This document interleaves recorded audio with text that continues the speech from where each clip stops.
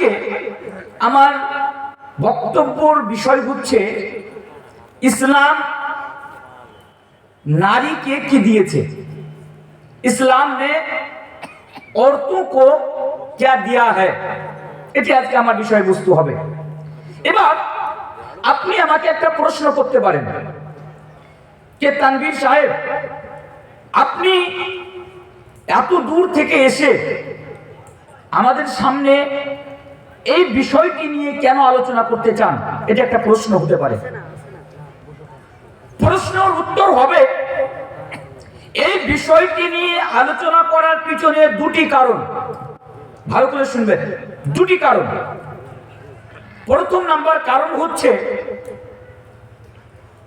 আজকে আমাদের এই বর্তমান সময়ে সারা ভারতবর্ষের মাটিতে, ভারতকেও ছাড়েন, সারা বিশ্বের মাটিতে মিডিয়ার মাধ্যম দিয়ে, সে ইলেকট্রনিক মিডিয়া হোক या प्रिंट मीडिया हो, मीडियार माध्यम दिए, अखबारातेर माध्यम दिए, मैगजिनेर माध्यम दिए, सोशल मीडियार माध्यम दिए या फिर विभिन्न रकम भावे आजके इस्लामेर ऊपर ये इल्जामटी लागानो हय कि इस्लाम नाकि नारीदेर ऊपर अन्याय करेছে, इस्लाम नाकि नारीदेर ऊपर अत्याचार करेছে। एमनकि पार्लियामेंटेर भितरे दाঁড়িয়েও এই কথা বলা হয় कि इस्लाम नाकि मेये छेलेदेर ऊपर, महिलादेर ऊपर अन्याय करेছে, बहु अत्याचार करेছে। एक नम्बर कथा, তাদের জন্য আজকে আমি আপনাদের এই বাচাহারের মাটিতে বসে আজকে আমি চ্যালেঞ্জ সহকারে ইনশাআল্লাহ তাআলা তাদেরকে আমি আজকে বলে যেতে চাই যে ইসলাম নারীকে কি সম্মান দিয়েছে, না ইসলাম নারীদের মর্যাদা হনন করেছে। দ্বিতীয় নম্বর কারণ বিষয়টি আলোচনা করা। আজকে আমরা আলহামদুলিল্লাহ এখানে আমরা যতজন উপস্থিত রয়েছে আলহামদুলিল্লাহ আমরা সকলেই মুসলিম। প্রত্যেকেরই বাড়িতে নারী আছে, নারী নাই? মা হিসাবে হোক, মেয়ে হিসাবে হোক, বোন হিসাবে হোক, স্ত্রী হিসাবে হোক, আমাদের সকলের বাড়িতে নারী রয়েছে। এবার আমি আপনাকে বলছি এই বিষয়টি আলোচনা করার দ্বিতীয় নম্বর কারণ। আজকে অতি দুঃখের সাথে আমি আপনাদের সামনে বলে যাচ্ছি এবং আল্লাহকে সাক্ষী রেখে আমি বলে যাচ্ছি, আল্লাহর কসম, আমরা আজ পর্যন্ত আমাদের বাড়ির নারীদেরকে, আমাদের বাড়ির মেয়েদেরকে আমরা সেই সম্মান এবং সেই প্রাপ্য অধিকার আজ পর্যন্ত দিতে পারিনি যা অধিকার আমাদের বাড়ির নারীদেরকে ইসলাম বা আমাদের দিন ইসলাম তাদেরকে দিয়েছে।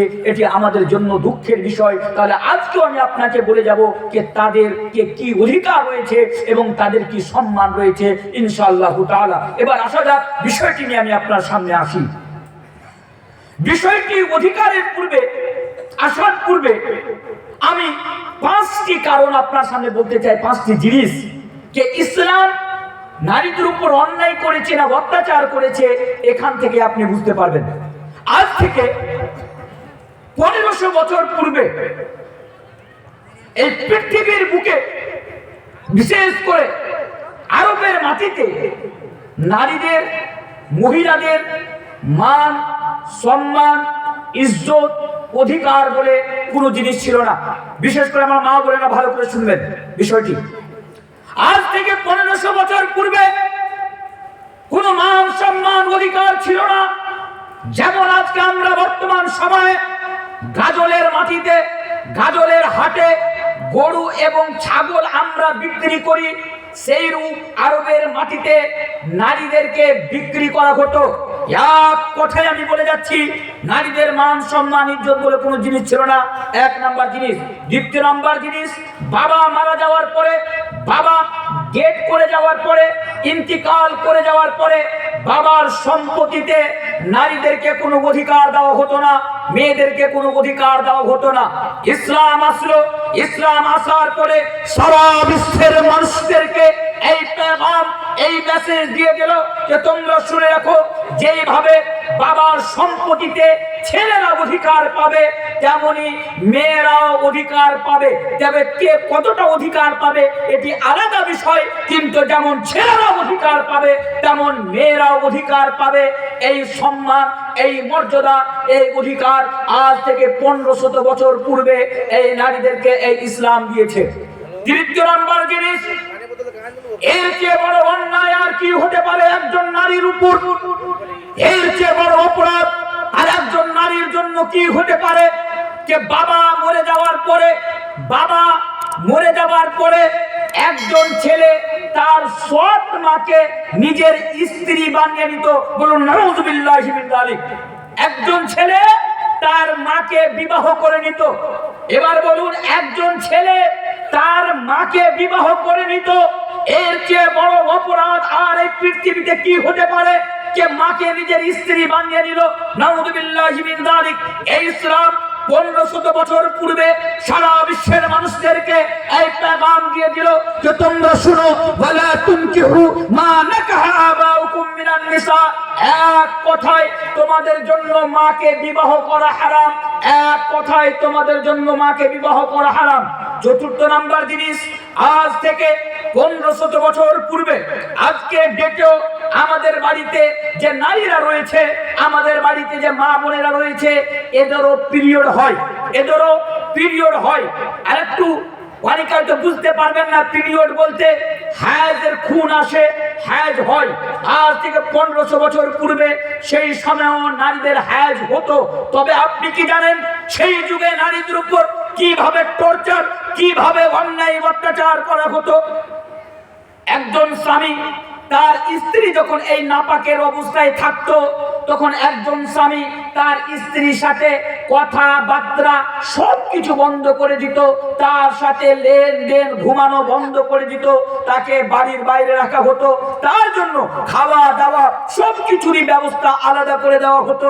ভাই আমার, বন্ধুরা আমার, আপনি ইতিহাস উঠিয়ে পড়তে পারেন, তাহলে আপনি বুঝতে পারবেন যে মোহাম্মদ তানভীর আলম গাঁজাখুরি কথা বলে যাচ্ছে না। জি হ্যাঁ, নারীদের উপর এমন অন্যায় অত্যাচার করা হতো। ইসলাম আসলো, ইসলাম আসার পরে সারা বিশ্বের মানুষদেরকে এই পেগাম, এই মেসেজ দিয়ে দিল যে শুনো, তোমাদের স্ত্রীরা যদি নাপাকের অবস্থায় থাকে তাহলে তোমরা তোমাদের স্ত্রীর সাথে সব কিছু করতে পারবে, শুধু হ্যাঁ তোমরা তাদের সাথে ফিজিক্যাল রিলেশন তোমরা কায়েম করতে পারবে না। ফিজিক্যাল রিলেশন মানে তোমরা তোমাদের স্ত্রীর সাথে মেলামেশা করতে পারবে না, তাছাড়া তোমরা সবকিছু করতে পারবে। শুধু কি এটা বলেছিল? জি না, আমাদের আখির রাসূল, আমাদের প্রিয় রাসূল জনাবে মুহাম্মদুর রাসূলুল্লাহ, সকলে পড়ুন সাল্লাল্লাহু আলাইহি ওয়াসাল্লাম। সাল্লাল্লাহু আলাইহি ওয়াসাল্লাম নিজের জীবনে এটা বাস্তবায়ন করে দেখিয়েছেন। তাই তো আমি সারা বিশ্বের মানুষদেরকে বলে দিতে চাই, বিশেষ করে তাদেরকে বলে দিতে চাই যারা আজকে টেলিভিশনের মাধ্যম দিয়ে আমাদের সামনে বলে ইসলাম নাকি নারীদের উপর অন্যায় করেছে, ইসলাম নাকি নারীদের উপর অত্যাচার করেছে। তাই তো মোল্লা তানভীর আলম তাদেরকে বলে দিতে চাই চ্যালেঞ্জ সহকারে, আচ্ছা তোমরা যদি এক মায়ের দুধ পান করে থাকো তাহলে সামনে এসে এই কথা বলে দেখাও, তোমাকে আমি প্রমাণ করে যাব যে আমাদের ধর্ম, আমাদের দিন ইসলাম নারীকে যা সম্মান দিয়েছে, যা অধিকার দিয়েছে, আজ পর্যন্ত কোন ধর্ম, আজ পর্যন্ত কোন রিলিজিয়ন তা দিতে পারেনি। আর ইনশাআল্লাহ তাআলা কিয়ামত পর্যন্ত কোন ধর্ম তা দিতে পারবে না যা আমাদের ধর্ম দিয়েছে। দেখুন হযরত আয়েশা রাদিয়াল্লাহু তাআলা আনহা, হযরত আয়েশা কে? আল্লাহ রাসূলের স্ত্রী। খুব মনোযোগ সহকারে আজকে আমার কথা শুনে যাবেন আপনি, ভালো করে যাচ্ছেন, আপনারও মনে থাকে, আপনার সামনে যদি এই বিষয় নিয়ে কেউ আলোচনা করে যাতে আপনি তাকে বলতে পারেন। হযরত আয়েশা রাদিয়াল্লাহু তাআলা আনহা বলছেন, আল্লাহ রাসূলের স্ত্রী, আমি যখন হালাতে হাইজে থাকতাম, আমি যখন পিরিয়ডের অবস্থায় থাকতাম, আমি বাসনের বার্তানের এক কোটায় গিলাসের যেই জায়গাতে মুখ লাগিয়ে আমি জল পান করতাম, আমি সেই গিলাসটা আবার আল্লাহ রাসূলকে দিতাম, আল্লাহর রাসূলও সেই জায়গাতে মুখ লাগিয়ে জল পান করতেন। এক নাম্বার জিনিস। দ্বিতীয় নাম্বার জিনিস, হযরত আয়েশা রাদিয়াল্লাহু তাআলা আনহা বলছেন, আমি ওই অবস্থায়, নাপাকের অবস্থায়, পিরিয়ডের অবস্থায় হাড্ডি থেকে নিজের দাঁত লাগিয়ে যেখান থেকে মাংস ছুঁড়ে ছুঁড়ে খেতাম, আমি আল্লাহ রাসূলকে আবার দিতাম, আল্লাহর রাসূলও সেই জায়গাতে মুখ লাগিয়ে আল্লাহ রাসূল জলপান বা মাংস খেতেন বা আল্লাহ রাসূল জলপান করতেন। তাহলে বুঝতে পারা গেল আল্লাহ রাসূল শুধু বলে নাই, আল্লাহ রাসূল জীবনে প্র্যাকটিক্যাল করে ওটা দিয়েছেন। এখানে এই হাদিসটাকে সামনে রেখে আমি একটা জিনিস আমি আপনার সামনে বলতে চাই। দেখুন, আজকে আমাদের সমাজে স্বামী স্ত্রীর মধ্যে খুব একটা ভালো ভালোবাসা পাওয়া যায় না, একটা সম্পর্ক পাওয়া যায় না, ঠিক এটা पावा যাচ্ছে না। তাহলে এই হাদিস की रोशनी में, इस हदीस रसूल की रोशनी में मैं ये मसला आपके सामने बयान करके जा रहा हूँ। আপনারা যদি চান যে আপনার আর আপনার স্ত্রীর মধ্যে একটু ভালোবাসাটা ঘন হোক, আপনি যদি চান আপনার আর আপনার স্ত্রীর মধ্যে ভালোবাসাটা একটু গাঢ় হোক, তাহলে আপনারা মাঝে মধ্যে একটা ট্রাই করবেন। সেটা হচ্ছে কি, কখনো আপনি আপনার স্ত্রীর জুঠা খাবেন আর কখনো আপনার স্ত্রী আপনার জুটা খাবে। ইনশাআল্লাহ আপনি যদি আপনার স্ত্রীর জুটো খান, আপনার স্ত্রী যদি আপনার জুটা খায়, তাহলে দেখবেন ভালোবাসাটা একটু গভীর হয়ে যাবে, ভালোবাসাটা একটু বেড়ে যাবে। বলুন ইনশাআল্লাহ। কিন্তু একটা এখানে প্রবলেম রয়েছে। প্রবলেমটা হচ্ছে কি, আপনি তো আপনার স্ত্রীর জুটা খেয়ে নেবেন, আপনার স্ত্রীকে আপনার জুটা খেতে পারবে? কারণ আপনি বিড়ি খেয়ে আর মদ খেয়ে আর গাঞ্জা খেয়ে তো মুখটা একদম বাজে গন্ধ করে, এটা একটা প্রবলেম রয়েছে। তবে ট্রাই করবেন। আচ্ছা হ্যাঁ, যে বিষয়টা নিয়ে আলোচনা করছিলাম, ইসলাম নারীকে কি দিয়েছে, লাস্ট নাম্বার পয়েন্ট। আজ থেকে 1500 বছর পূর্বে এই পৃথিবীর বুকে নারীদের বেঁচে থাকার কোনো অধিকারই ছিল না, কোনো অধিকার ছিল না। তাহলে 1500 বছর পূর্বে যখন কোনো বাড়িতে কন্যা সন্তান জন্ম নিত, তার বাবা তাকে নিজের হাতে মাটিতে গেড়ে দিত। এর চেয়ে বড় অপরাধ আর কিছু হতে পারে? একদিন আমার এক বন্ধু, সে মুসলিম, সে জেনারেল লাইন থেকে পড়াশোনা করেছে। আমি যখন দিল্লি জামিয়াতে ছিলাম, আমাকে একদিন প্রশ্ন করছে, তানভীর ভাই आपको एक सवाल करना चाहता हूं, আমি আপনাকে একটা প্রশ্ন করতে চাই। আমি বললাম অফ কোর্স आप कर सकते हैं। উনি বললেন যে আমি একটি বক্তব্য শুনছিলাম, বক্তব্য শুনতে শুনতে একজন মাওলানা বলছেন যে 1400 বছর পূর্বে বাবা নিজের হাতে মাটিতে মেয়েকে গেড়ে দিত বা নিজের হাতে মাটিতে পুঁতে দিত। এই কথাটা কতটা সত্য? আমি বললাম কেন, তোমার কি এই কথাটা নিয়ে কোনো সন্দেহ আছে? উনি বললেন আমাকে সন্দেহ লাগছে, কারণ একজন বাবা তার মেয়েকে হত্যা করতে পারে না, একজন বাবা তার মেয়েকে নিজের হাতে মাটিতে গেড়ে দিতে পারে না, এই কথাটা নিয়ে আমাকে সন্দেহ হচ্ছে। তা সেদিন আমি তাকে উত্তরে বলেছিলাম, আজকে আমি আপনাকে উত্তরে বলে যাচ্ছি যে এই কথাটা কোনো গাঁজাখড়ি কথা নয়। আপনি উঠান পবিত্র কোরআন, আল্লাহ তাবারক ওয়া তাআলা পবিত্র কোরআনের মধ্যে বলে দিয়েছেন, ওয়া ইদা বুশিরা আহাদুহুম বিল উনসা যাল্লা ওয়াজহুহু মুসওয়াদ্দা ওয়া হুয়া কাযীম ইয়াতাওয়ারা মিনাল কওমি মিন সুই মা বুশিরা বিহি আয়ুমসিকুহু আলা হুনিন আম ইয়াদুসুহু ফিত তুরাব। আল্লাহ তাবারক ওয়া তাআলা নিজেই পবিত্র কোরআনে সেটা বলে দিয়েছেন যে আজ থেকে 1400 বছর পূর্বে, ऐ लोगों, इस्लाम के ऊपर इल्जाम लगाने वालों, इस्लाम के ऊपर ये इतराज करने वालों, इस्लाम ने औरतों पर अन्याय क्या है, इस्लाम ने औरतों पर बड़ा जुल्म क्या है, इस्लाम ने औरतों का अधिकार छीना है। ओ लोगों जरा सुनो, इस्लाम ने औरतों के ऊपर जुल्म नहीं किया है, इस्लाम ने औरतों का अधिकार नहीं छीना है, बल्कि इस्लाम ही तो वो दीन और इस्लाम ही तो वो मजहब है जिसने औरतों को इस दुनिया के अंदर बचने का और जिंदा रहने का अधिकार दिया है। ओ दुनिया वालों सुनो, वइदा बुशरादुन बिल उनसा दल्ला वजहुहु मुसवद्दा व हुवा कदीम यतवारा मिनल कौम मिन सुई मा बुशरा बिही अयुमसिकुहु अला हुनिन अम यदुसुहु फित तुराब। कि जब एक बाप हजरत इमाम यानी जब एक बाप अपने बेटी को जिंदा जमीन के अंदर गाड़ दिया करता था, इमाम बागवी रहमहुल्लाह ताला इस आयत करीमा की रोशनी में बयान फरमाता है कि जब कोई लड़की पैदा होती, जब कोई बेटी पैदा होती और उसकी उम्र 6 साल, यानी वो लड़की जब 6 साल की हो जाती तो बाप उसको जंगल में ले जाता और ले जाने के बाद अपने ही हाथों से बेटी को दफन कर देता, यानी अपने ही हाथों से बेटी को गड्ढा खोद कर जमीन के अंदर गाड़ देता। वो लोगों सुनो, तब इस्लाम ने नारा लगाया, इस्लाम ने दुनिया इंसानियत को ये पैगाम दिया, वो दुनिया वालों अपनी बेटियों को कत्ल न क्या करो, वो दुनिया वालों अपनी औलादों को कत्ल न क्या करो, और याद रखो वइदल मऊदतु सुइलत बिअई दमिन कुतिलत। इस्लाम ने तुझे बयान फरमाया, अगर तुम दुनिया में अपनी बेटी को जिंदा जमीन के अंदर गाड़ोगे या फिर अगर तुम अपनी औलादों को कत्ल करोगे तो याद रखो रोजे कयामत यानी कयामत के दिन तुमको अल्लाह की बारगाह में खड़ा किया जाएगा और उस औलाद से सवाल किया जाएगा कि बताओ तुमको किस जुर्म के बिना पर तुम्हारे बाप ने कत्ल किया था। ও আমি তো ভুলে গেছি, বাংলা বলতে হবে আপনাদের সামনে। আচ্ছা তো আচ্ছা তো যেটা বলছিলাম আমি আপনাদের সামনে, কে নিজের হাতে মাটিতে গেড়ে দিত অন্যায়, ইসলাম নারা লাগিয়েছি তোমরা মেয়েকে হত্যা করো না। আর তোমরা যদি হত্যা করে নাও তাহলে ওয়াইদাল মাউউদাতু সুইলাত বিআইয়ি যামবিন কুতিলাত, কাল কিয়ামতের দিবসে তোমাদেরকে আল্লাহর আদালতে দাঁড় করানো হবে এবং তাকে জিজ্ঞাসা করা হবে যে বলো তোমাকে কিসের বিনিময়ে তোমার বাবা হত্যা করেছিল। আচ্ছা এখানে একটা প্রশ্ন করি আমি আপনাকে, আজ থেকে 1400 বছর পূর্বে ছেলে হত্যা করা হতো, মেয়েকে হত্যা করা হতো, এখন কি সেটা করা হয় না? কথা বলবেন। আমার মতো আপনার মতো দাড়িওয়ালা টুপিওয়ালা মুসলমান কাজটা করে না? আমরা করি, কারণ জামানায় জাহিলিয়াতের জাহালাত গুলো আবার ফিরে চলে এসেছে আমাদের মধ্যে। অতি দুঃখের সাথে আমাকে বলে যেতে হচ্ছে 1400 বছর পূর্বে এই অন্যায় করা হতো, আজকেও আমাদের সমাজে এই অন্যায় করা হয়। তবে পার্থক্যটা কোন জায়গাখানে, পার্থক্যটা আমি আপনাকে দেখাচ্ছি। পার্থক্যটা হচ্ছে 1400 বছর পূর্বে সন্তান জন্ম নেওয়ার পরে, মেয়ে জন্ম নেওয়ার পরে তাকে হত্যা করা হচ্ছিল, আর এখন জন্ম নেওয়ার আগে তাকে হত্যা করে দেওয়া হচ্ছে। পার্থক্যটা এই জায়গাখানে।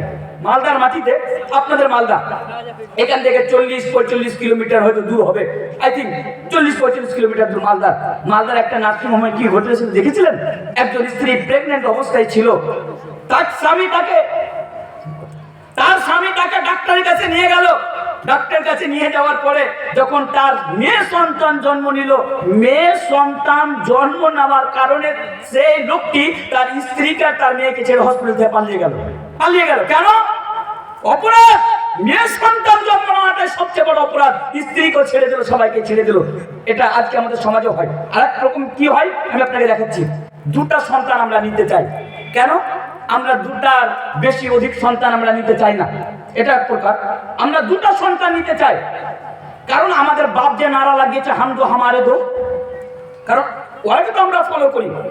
আজকে বলা এখনো বিয়ে হয়নি, ফোনে কথা চলছে মেয়ের সাথে। কারণ আজকে আমাদের সমাজে এমনটাই হয়, মেয়ে দেখতে আসলে পছন্দ হলে মেয়ের নাম্বারটা দিয়ে দেয়, মেয়ের নাম্বারটা নিয়ে না কথাবার্তা হবে। এখনো বিয়ে হয়নি, মেয়ের সাথে ফোনে কথা বলছে। আচ্ছা কটা সন্তান নিবা? বলছে বেশি নিব না, 2-3টা নেব। তখন ছেলেটা বলছে আমি তো মনে করেছি দুটার বেশি নিব না। আরে কিন্তু আল্লাহ রাসূল বলেছেন তাযাওয়াজুল ওয়াদুদ আল ওয়ালুদ ফাইন্নী মুকাতিলুম বিকুল উমাম। আরেকটি হাদিসের মধ্যে রয়েছে তাযাওয়াজুল ওয়াদুদ আল ওয়ালুদ ফাইন্নী মুকাতিলুম বিকুল আমবিয়া ইয়াউমাল কিয়ামা। আল্লাহ রাসূল বলেন তোমরা সেই নারীকে বিবাহ করো যে নারী বেশি বেশি সন্তান জন্ম দিতে পারে। তোমরা সেই নারীকে বিবাহ করো যে নারী বেশি বেশি সন্তান জন্ম দিতে পারে। আর আমরা মনে করি, আমরা আগে থেকে প্ল্যানিং শুরু করে দিই যে আমরা দুটার বেশি আমরা সন্তানই নিব না। তাই আমি একটা পরামর্শ আপনাকে দিয়ে যাচ্ছি, আজকের পর থেকে আপনি হিজড়ানগুলোকে বিয়ে করবেন, একটাও সন্তান হবে না। হিজড়ানগুলোকে বিয়ে করে নেবেন। তাহলে আমি যে জিনিসটা বুঝাতে চাইছিলাম সেই জিনিসটা কি? সেই জিনিসটা হচ্ছে অলরেডি দুটা সন্তান আছে, আবার তৃতীয়বার স্ত্রী ভুল করে প্রেগনেন্ট হয়ে গেছে, বেটার মাথা খারাপ, ডাক্তারের বাড়ি চলে গিয়েছে। ডাক্তারকে বলছে ডাক্তার সাহেব আমার স্ত্রী প্রেগনেন্ট হয়ে গেছে, আমি সন্তান নিতে চাই না, কি করা যায়? ডাক্তার বলছে এ নাও ওষুধ নিয়ে যাও, মেডিসিন নিয়ে যাও, তোমার স্ত্রীকে খাইয়ে দাও, সন্তান অটোমেটিক পড়ে যাবে। অপারেশন করে নাও, তোমার সন্তান অটোমেটিকলি পড়ে যাবে। তাই এই মাসআলা আমি আপনার সামনে আজকে বলে যাচ্ছি। এই শ্রদ্ধেয় শ্রোতাগণ শুনুন, আপনার স্ত্রী যদি প্রেগনেন্ট অবস্থায় থাকে, মা বোন আমার আপনিও ভালো করে কান খুলে শুনুন, আপনার পেটে যদি সন্তান থাকে, দুজনেই প্ল্যানিং করে দুজনেই মিলে যদি কোনো ওষুধের মাধ্যম দিয়ে, কোনো মেডিসিনের মাধ্যম দিয়ে, অপারেশনের মাধ্যম দিয়ে সেই সন্তানকে যদি নষ্ট করা হয়, তাকে যদি হত্যা করা হয়, তাহলে 1400 বছর পূর্বে যারা এই পাপ কাজ করেছিল, 1400 বছর পূর্বে যারা এই অন্যায় কাজ করেছিল, তাদেরকে যে আল্লাহর কাজ করে দাঁড় করানো হবে। আপনার টুপি দেখে, আপনার দাড়ি দেখে আপনাকে ছাড় দেওয়া হবে না, সেই কাজ ধরাই আপনাকেও দাঁড় করানো হবে। এই কথাটা আপনারা মনে রাখেন। তাহলে আমার বিষয় হচ্ছে ইসলাম নারীকে কি দিয়েছে। তাই আমি বললাম এই পৃথিবীতে যখন নারীদের বেঁচে থাকার কোনো অধিকার ছিল না, তখন নারীদেরকে ইসলামী অধিকার দিয়েছে। এবার আসেন ইসলাম নারীদেরকে কি কি অধিকার দিয়েছে। বেশি নয়, আমি 9টি হাদিস আজকে আপনাদের সামনে এখানে আলোচনা করে আজকের মতো আমি এখান থেকে বিদায় নিয়ে নেব ইনশাআল্লাহ। दुनिया के अंदर औरतों की 4 बुनियादी हैसियत होती है। পৃথিবীতে আমাদের বাড়িতে 4 রূপে নারী থাকে, 4 প্রকারের নারী। খুব পয়েন্ট পয়েন্ট করে আমি আপনাকে বলছি যাতে আপনার মনে থাকে। আবার আমি একবার বলবো যে আমার বাংলা উত্তর সমস্যা হচ্ছে না তো আপনাদের? আলহামদুলিল্লাহ। মেয়ে, মেয়ে মানে ডটার, মেয়ে, বোন, স্ত্রী এবং মা, এই 4 রূপে আমাদের বাড়িতে নারী থাকে। মেয়ে, বোন, স্ত্রী এবং মা। এবার আসেন আমি 3টি করে 9টি হাদিস আমি আপনার সামনে বলে যাই ইসলাম কত সুন্দরভাবে অধিকার দিয়েছে। প্রথমে নি মেয়েকে, মেয়ে ডটার। আচ্ছা বলুন, ইসলাম ডটারকে, মেয়েকে কি অধিকার দিয়েছে আর আমরা কি তা অধিকার দিতে পেরেছি? এখানে একটু ভাবতে হবে। আরেকটা জিনিস আমি আপনাকে বলি, আজকে আমাদের সমাজে, আপনাদের সমাজে অবশ্যই অবশ্যই এই কথাটা আপনি ইনকার করতে পারবেন না, মেয়ে সন্তানকে বোঝ মনে করা হয়। অবশ্যই মেয়ে সন্তানকে বোঝ মনে করা হয়। আপনার এলাকায় করা হয়? হয়, অবশ্যই হয়। কেন জানেন? হাদিসটি বলার পূর্বে আরেকটু আমি আপনাকে বুঝিয়ে দিই, তাহলে আপনি বুঝতে পারবেন। মেয়ে সন্তানকে বোঝ মনে করার পিছনে কয়েকটি কারণ রয়েছে। তার মধ্যে একটি কারণ হচ্ছে, আমি আপনাকে বলি, দেখুন, চায়ের দোকানে 2 জন লোক বসে ডিসকাস করছে। চায়ের দোকানে বসে 2 জন লোক আলোচনা করছে। কি আলোচনা করছে? একজন লোক চায়ের দোকানে বলছে, ভাই जिंदगी में मेरी कोई टेंशन नहीं है, मैं बहुत फ्री आदमी हूं।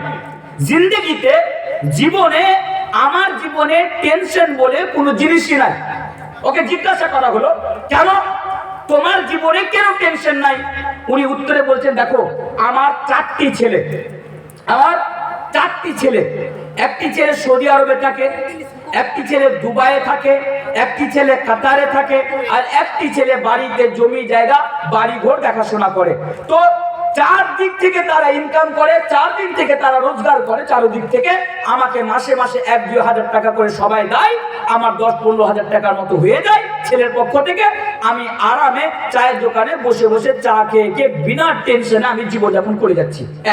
আরেকজন লোক এই কথাটা শোনার পরে ওর মাথাটা অনেকটা নিচু হয়ে গিয়েছে। ওকে বলা হলো, কি ভাই তোমার সমস্যাটা কি, তোমার মাথা কেন নিচু হলো? উনি তখন উত্তরে বলছেন যে আমার কপালটা ফুটো হয়ে গিয়েছে। কপাল ফুটো হয়ে গিয়েছে মানে বলছে, আমার বাড়িতে শুধু মেয়ে আর মেয়ে, মেয়ে আর মেয়ে, মেয়ে আর মেয়ে। আমি একজন গরিব মানুষ, মেয়েদের কি করে লালন পালন করব, এই চিন্তা নিয়ে, এই ভাবনা চিন্তা করতে করতে রাত্রির বেলা আমার ঘুম আসে না, আমার ঘুম হারাম হয়ে গিয়েছে। মনে হচ্ছে এই পৃথিবীতে আর বেঁচে থাকতে পারবো না, এই মেয়েদের নিয়ে বিশাল আমি একটা টেনশনে রয়েছি। তাহলে বুঝতে পারা গেল আমাদের সমাজে এখনো মেয়েদেরকে বোঝ মনে করা হয়। এটা অবশ্যই। তার মধ্যে আরেকটি কারণ হলো বোঝ মনে করার। আপনাদের এই বাটাহার গাজল এলাকাতে সিস্টেম আছে কিনা জানি না, আপনাদের এলাকাতে ওই পণ প্রথা রয়েছে? পণ প্রথা মানে ভিখারির বাচ্চাগুলো সব জায়গাতেই আছে, সব জায়গাতে। আমার কথা আপনাকে খারাপ লাগতে পারে, বাট আমি এদেরকে ভিখারির বাচ্চা বলি। এরা মুসলিম হতে পারে না, না এরা মুসলিম। যে এক গরিব বাবার উপরে অন্যায় অত্যাচার করবে, এরা পনের টাকার জন্য এরা মুসলমান হতে পারে না, এরা মুমিন হতে পারে না। তো এই জন্য আমি আপনাকে বললাম, আজকে আমাদের সমাজে একটা সিস্টেম রয়েছে, মেয়ে পছন্দ, বিয়ের ডেট সবকিছু ফাইনাল। এবার মেয়ের পক্ষ বাবাকে কি বলা হয় যে 3 লাখ টাকা লাগবে। কোনোদিন ভেবে দেখেছেন? ওই মেয়ের বাবা একটা গরিব মানুষ, সারা জীবন রোজগার করার পরে 1 বিঘা আজ পর্যন্ত মাঠে জমি কিনতে পারেনি। দিন খাটে দিন খায়, 200-300 টাকা রোজগার করে কোন রকম ছেলে মেয়েকে পড়িয়ে বড় করেছে। আবার তাকে তার বিয়েতে, মেয়ের বিয়েতে 2 লাখ, 3 লাখ, 2.5 লাখ মোটরসাইকেল দিতে হবে, ফার্নিচার দিতে হবে, এই দিতে হবে, ওই দিতে হবে। ভেবে দেখেছেন ওই লোকটা কোথায় থেকে নিয়ে এসে দিবে? তাই তো আজকে আমাদের ভারতবর্ষে দেখবেন যেটা বেশি, আমি আপনার সামনে কথা বলে যাচ্ছি, অনেক গরিব মানুষ মেয়ের বিয়ে দিতে পারে না বলে সুসাইড করে নিচ্ছে। অনেক গরিব ঘরের মেয়ে বিয়ে হয় না বলে তার বাবার টেনশনের দিকে দেখে, তার বাবার মুখের দিকে দেখে আজকে আমাদের অনেক বোনেরা আজকে তারা সুসাইড করে নিচ্ছে, ফাঁসির দড়িতে ঝুলে যাচ্ছে এই পনের টাকার জন্য, এই ভিখারির বাচ্চাগুলোর জন্য। এজন্য আজকে আমাদের সমাজে মেয়েকে বন্ধ বোঝ মনে করা হয়। একটা জিনিস বলে আমি হাদিসগুলোর দিকে আপনাদের দিকে যাব, এই সিস্টেমটা আমাদের সমাজ থেকে বন্ধ করতে হবে। বলুন ইনশাআল্লাহ। যদি সত্যিকারে আপনার অন্তরে ঈমান থাকে, আল্লাহর জাহান্নামের ভয় যদি আপনার অন্তরে থাকে, যে লোকগুলো আজকে আমার সামনে রয়েছেন আপনাদের থেকে আমাদের থেকে এই সিস্টেম চালু করতে হবে, এই কাজ শুরু করতে হবে। আমাদের সমাজে কোন প্রথা যে সিস্টেম রয়েছে এই সিস্টেমকে বন্ধ করতে হবে। আপনারা প্রস্তুত হয়েছেন? ইনশাআল্লাহ। যদি আপনারা করতে পারেন, অনেক গরিব বাবা, অনেক গরিব মেয়ে আজকে দুনিয়াতে বেঁচে যাবে। তাহলে পদ্ধতি কি হওয়া চাই?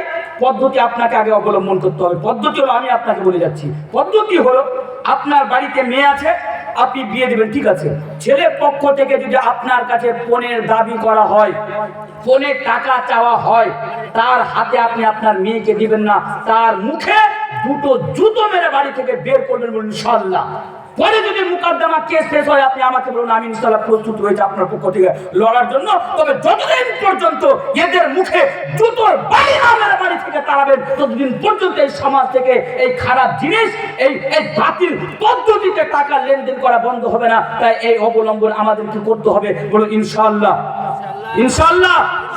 আপনারা কথা বলেন না, আমি জানি কেন বলেন, আপনি নিজে নিয়ে রেখেছেন, কোন মুখে আপনি কথা বলবেন? তবে ভাই, আল্লাহর কাছে ক্ষমা করুন, হয়তো আল্লাহ আপনাকে ক্ষমা করে দিবে। তবে এখন আমাদেরকে সচেতন হতে হবে, এটা আমি আপনার সামনে বলে যাচ্ছি। এবার আসেন হাদিসের দিকে। মেয়েকে আপনারা বোঝ মনে করেন, আসেন তিনটে হাদিস আমি আপনার সামনে রাখি, যাদের বাড়িতে মেয়ে আছে ভালো করে শুনবেন। 1 নম্বর হাদিস, মান আলা জারিয়াতাইনি হাত্তা তাবলুগা জা ইয়াউমাল কিয়ামা আনা ওয়া হুয়া ওয়া দাম্মা আসাবিআহু। और लोगों, अल्लाह के प्यारे हबीब जनाब मोहम्मद रसूलुल्लाह सल्लल्लाहु अलैहि वसल्लम बयान फरमाते हैं, अगर किसी घर में 2 बेटी हो और अगर उसका बाप सही तरीके से उसकी परवरिश कर ले, सही तरीके से उसको यानी उसकी परवरिश कर ले, उसकी तरबियत कर ले, उसको बोझ न समझे, तो ऐसा शख्स में कल कयामत के दिन अना वो हुआ कहा तय, यानी अल्लाह के नबी ने बयान फरमाया, मन आला जारियतैन हत्ता तबलुगा जा यौमल कियामा अना व हुवा व दम्मा असवाबिहु। আল্লাহ রাসূল বলছেন, আপনার বাড়িতে দুটি যদি বেটি থাকে, ভালো করে শুনবেন, দুটি বেটি, বেটাগুলোকে নিয়ে প্রাউড ফিল করছিলেন, হাদিস শুনেন। আল্লাহ রাসূল যে দুটি বেটি যদি থাকে আর আপনি ভালো করে লালন পালন যদি করে নেন, তাহলে আপনি আর আল্লাহ রাসূল কিয়ামতের দিবসে এমন ভাবে থাকবেন। কেমন ভাবে? এই দুটি আঙ্গুল, আল্লাহ রাসূল এই দুটি আঙ্গুলের ইশারা দিয়ে বলছেন, এই দুটি আঙ্গুল যেমন ভাবে আপোষে মিলে আছে, লেগে আছে, সেটে আছে, তেমন ভাবে তোমরা থাকবে। সহিহ হাদিস। কিয়ামত পর্যন্ত কোন বাপের বেটা এই হাদিসের উপর আঙ্গুল উঠিয়ে কথা বলতে পারবে না। আরেকটি হাদিস, মান আলা জারিয়াতাইনি দাখালতু আনা ওয়া হুয়াল জান্নাতা কাহাতাইন ওয়া আশারা বিউসমিহি। এই হাদিসটিও সহিহ। আল্লাহ রাসূল এই হাদিসটি দ্বারা এটাই বললেন, তোমার বাড়িতে যদি দুটি বেটি থাকে, তুমি ভালো করে লালন পালন যদি তাকে করে নাও, বোঝ না মনে করো, মাথা ব্যথা না মনে করো, তাহলে তুমি আর আল্লাহ রাসূল জান্নাতে পাশাপাশি থাকবেন ইনশাআল্লাহ। জান্নাতে পাশাপাশি থাকবেন। কয়টি হাদিস হলো? দুটি হাদিস। আরেকটি হাদিস শুনেন, সহিহ বুখারী। হযরত আয়েশা রাদিয়াল্লাহু তাআলা আনহা একদিন বাড়িতে আছে, ভেরি ইম্পর্টেন্ট হাদিস। হযরত আয়েশা রাদিয়াল্লাহু তাআলা আনহা বাড়িতে রয়েছেন। ইতিমধ্যে একজন মহিলা দুইজন ছোট্ট ছোট্ট সন্তানকে নিয়ে, মেয়ে সন্তানকে নিয়ে আল্লাহ রাসূলের বাড়িতে আসলেন। কিন্তু আল্লাহ রাসূলের বাড়িতে আসার পরে ওই মহিলাটি বলছে হযরত আয়েশা রাদিয়াল্লাহু তাআলা আনহাকে, কে আয়েশা, আমরা খিদার জ্বালায় ক্ষুধার্ত অবস্থায় রয়েছি, তোমার বাড়িতে যদি কিছু থাকে তাহলে আমাদেরকে খাওয়ার জন্য দাও। সেই বুখারীর হাদিস, খাওয়ার জন্য কিছু দাও। হযরত আয়েশা রাদিয়াল্লাহু তাআলা আনহা বলছেন, আমি তাদেরকে খাওয়াবার জন্য আমার বাড়িতে আমি তালাশ জারি করলাম, আমি খুঁজতে লাগলাম, আমার বাড়িতে তাদেরকে খাওয়াবার মতো কোনো জিনিস ছিল না। আল্লাহু আকবার। কার বাড়ি ওটা? কার বাড়ি? আল্লাহ রাসূলের বাড়ি। অথচ আল্লাহ রাসূলের বাড়িতে দুজন ছোট ছোট বাচ্চা মেয়েকে এবং তার মাকে খাওয়াবার মতো আল্লাহ রাসূলের বাড়িতে কোনো ব্যবস্থা নাই। কেন জানেন? কারণ আল্লাহ রাসূল দুনিয়াকে নিয়ে কোনোদিন ভাবনা চিন্তাই করেননি। এই দুনিয়া নিয়ে আল্লাহ রাসূল কোনোদিন ভাবেননি। আল্লাহ রাসূল এই দুনিয়াতে চাননি আমি কোটিপতি ধনী হয়ে যায়। আল্লাহ রাসূল এই দুনিয়া নিয়ে কোনোদিন মাথা ব্যথাই করেননি। আল্লাহ রাসূল চিরকাল পরকালকে নিয়ে ভেবেছেন। আল্লাহ রাসূল চিরকাল আখিরাতকে নিয়ে ভেবেছেন। আর আমরা আজকে পরকালকে নিয়ে ভাবি না, আজকে আমরা এই দুনিয়াকে নিয়ে ভাবছি। তাই তো আপনি দেখবেন এখানে একটু আমি এটা অ্যাড করে দিই আপনাদের সামনে। আজকে আমাদের মেন্টালিটি, আজকে আমরা যা কিছু করব এই দুনিয়ার জন্য, আজকে আমরা এই দুনিয়া দুনিয়ার জন্য আজকে আমরা বেঁচে আছি, দুনিয়াতে সবকিছু করার জন্য আজকে আমরা প্রস্তুত রয়েছি, শুধু এই দুনিয়ার ভালোবাসায় আজকে আমরা পড়ে রয়েছি। তাই তো আজকে আমাদের কম এবং মুসলমানের আজকে ধ্বংস হয়ে গিয়েছে এই দুনিয়া নিয়ে ভাবনা চিন্তা করার কারণে। দুনিয়া নিয়ে আজকে আমাদের বেশি মাথা ব্যথা। আমার একটি হাদিস মনে পড়ে গেল, ইমাম আবু দাউদ হাদিসটিকে কিতাবুল আবু দাউদের ভিতরে কিতাবুল ফিতানের ভিতরে নিয়ে আসেন। হাদিসের রাবী হচ্ছেন হযরত সাওবান রাদিয়াল্লাহু তাআলা আনহু। হাদিসটিকে আল্লামা আলবানী রাহমাতুল্লাহ আলাইহি সহিহ বলেছেন। অনেক লম্বা হাদিস, জাস্ট একটু হাদিস বলে আমি আপনাদেরকে বলে যাই, এই মেসেজটি দিয়ে যাই। আল্লাহ রাসূল বলেছিলেন, ইউশিকুল উমামু আন তাদা আলাইকুম কামা তাদা আল আকালাতু ইলা কাসাতিহা ফাকালা কাইল ওয়া মিন কিল্লাতিন নাহু ইয়াওমাইদিন ক্বাল বাল আনতুম ইয়াওমাইদিন কাসীর ওয়ালাকিন্নাকুম গুসাউন কাহুসাইস সাইল ওয়ালা ইয়ানজি'আন্না আল্লাহু মিন সুদুরি আদবিকুম মাহাব্বাতাম মিনকুম ওয়ালা ইয়াগদিফান্না আল্লাহু ফি কুলুবিকুম ওয়াহনা فقال قائل يا رسول الله وما الوهن قال حب الدنيا وكراهية الموت। আল্লাহু আকবার। ইমাম আবু দাউদ হাদিসকে এইভাবে আবু দাউদের ভিতরে নিয়েছেন, লম্বা হাদিস। এই হাদিসটি দ্বারা যে আল্লাহ রাসূল 1400 বছর আগে আমাদেরকে সচেতন করে গিয়েছিলেন। 1400 বছর পূর্বে আল্লাহ রাসূল আমাদেরকে বলে গিয়েছিলেন, কি বলে গিয়েছিলেন মনে আছে? আল্লাহ রাসূল বলেছিলেন, যেদিন তোমাদের অন্তরে দুনিয়ার ভালোবাসা সৃষ্টি হয়ে যাবে, যেদিন তোমরা এই দুনিয়ার ভালোবাসার জন্য বেঁচে থাকতে শুরু করে দিবে, সেদিন তোমরা ধ্বংস হয়ে যাবে। সেদিন দুশমনেরা তোমাদের উপরে অন্যায় অত্যাচার করবে। দুশমনের অন্তরে তোমাদের জন্য কোনো ভয়, কোনো দবদবা থাকবে না। তোমার চোখের সামনে তোমার মসজিদ ভেঙে দেওয়া হবে, তোমার চোখের সামনে তোমার মসজিদের মিনারের উপরে তারা তাদের ঝান্ডা লাগিয়ে দিবে, কারণ তাদের অন্তরে তোমাদের জন্য কোনো ভয় ভীতি, কোনো দবদবা কিছুই থাকবে না। তোমরা বেজান হয়ে যাবে।